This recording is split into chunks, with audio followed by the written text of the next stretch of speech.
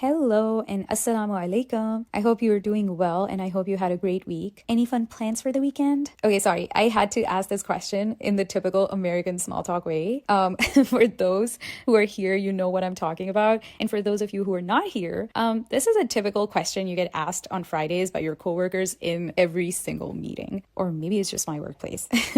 But on a serious note, I am interested in more than just small talk with you all. So tell me, what is one thing that made you smile this week? It could be anything, big or small. I'll go first. But before I do that, let me share a quick backstory. So I've been off of social media for 3 years now. I've been completely off the grid. It was a deliberate and intentional decision. I started noticing that social media was taking away peace from my life. And a few years ago, I came up with a rule that I'll get rid of anything and anyone that takes peace away from my life. It's as simple as that. And so in compliance with that rule, I deleted social media back in 2023. Best decision ever. I remember at that time, some friends showed concern about losing touch with me due to my lack of social media presence, but I had a simple philosophy. If you care enough about me, or if you need me in your life, you're gonna make an effort to reach out to me through other means like WhatsApp or messages or phone calls. So in a way, it kind of worked like an automatic filter. Friends who cared stayed and others left.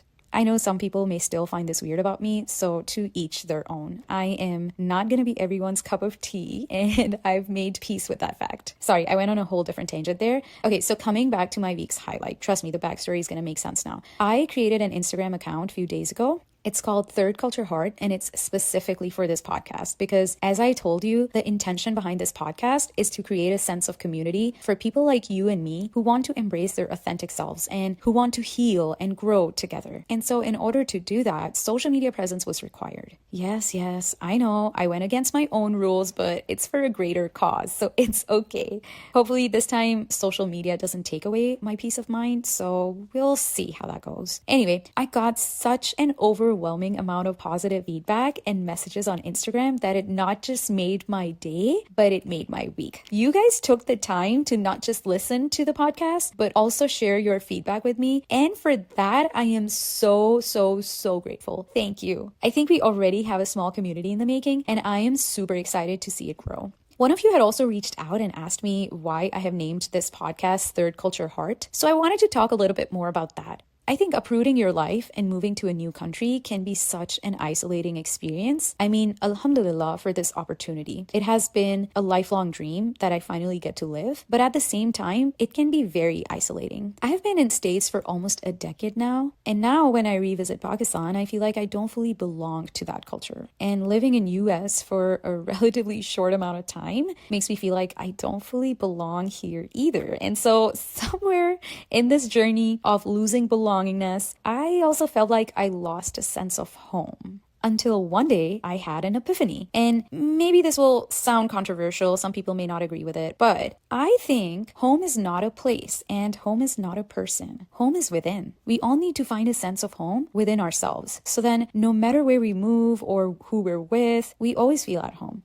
Also, even though Pakistani culture is the primary culture that I still associate myself with, I cannot relate to parts of it anymore. And then I cannot relate to many parts of the US culture. And I don't think I ever will. So I realized I needed to create a new culture, which is third culture. I think I'm at an advantage because I get to pick and choose good parts of both cultures, and I get to create a third culture centered around values that serve me best. And that's how Third Culture Heart with Amal came into being. Another thing that happens when you move away from home is that you're finally able to detach yourself from that culture and look at it from an objective third-person perspective. Almost like looking at a painting on the wall from afar. Like imagine if you were standing super close to a painting that your nose is touching it, then you may not be able to make sense of it at all. But once you step away, you can see the full painting and appreciate both its beauty and its flaws.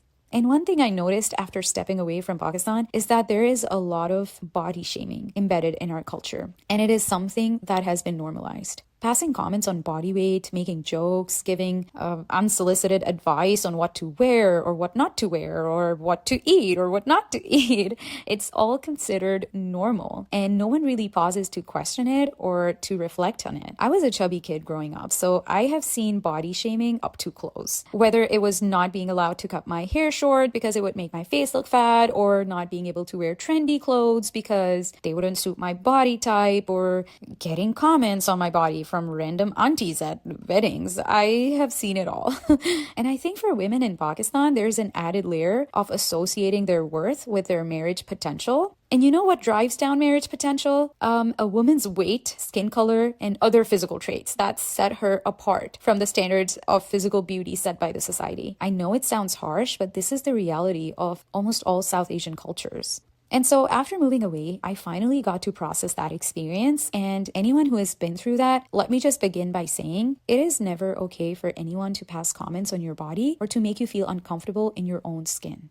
However, if we pause and try to look at this experience from a different lens, maybe, from a lens of compassion, because remember, compassion for others and for yourself can coexist. So if you look at it from that lens, you'll realize that most of the times those comments from your family or loved ones were not coming from an evil or mean place. You see, our loved ones are a product of that culture and environment. They never got a chance to admire or critique this painting from afar. And this is definitely not an excuse for their behavior, but maybe it just helps us develop an understanding. Comments like that around body have been normalized for generations. Women are conditioned to view themselves through this lens, and so then they pass these comments from one generation to another, and they're usually coming from a place of fear and concern based on their own experiences. Does that make the comments less harsh or hurtful? No, but I hope that it does give you a more nuanced approach to viewing your loved ones as you process these hurtful memories.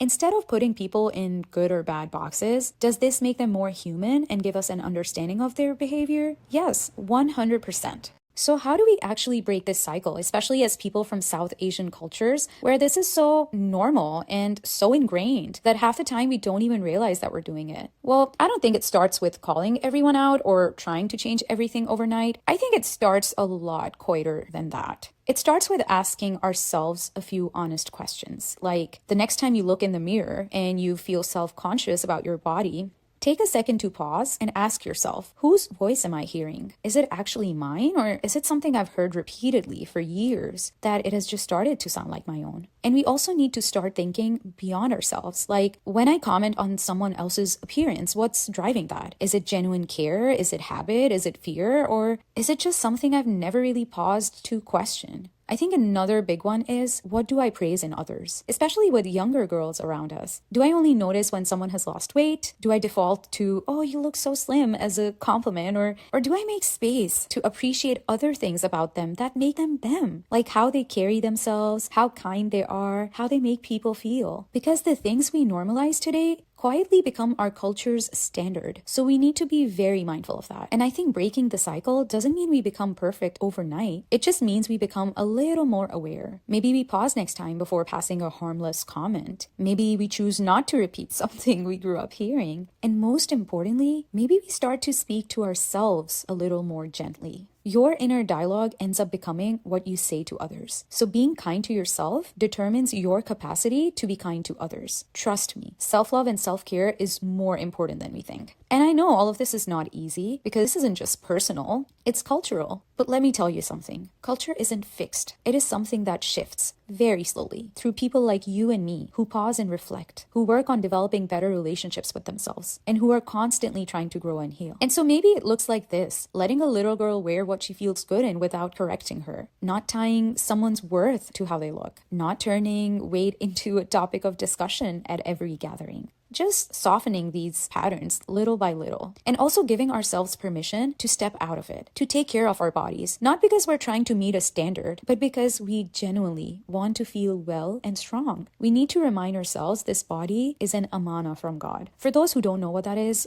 we have this concept in Islam that God entrusts you with your body and you are responsible for taking care of it. Like, even when we borrow a bowl or a serving dish from a friend, we don't just leave it unclean and misuse it. We treat it with care. We wash it, we clean it, and we return it to them in good condition. Same goes for body. We have borrowed this not just from a random friend, but from God. So we need to take exceptional care of it. Not because we want to conform to physical beauty standards, but because we genuinely want to care for our well-being. And that will look like a different size or a different weight for each person. So those numbers don't even matter. In the end, I just want to say, I don't think breaking the cycle has to be loud. I think it's actually very quiet. It's in the way you think, the way you speak, the things you choose to continue, and the things you gently let go of and unlearn. And maybe it starts with something as simple as asking, what do I want to carry forward and what do I want to leave behind?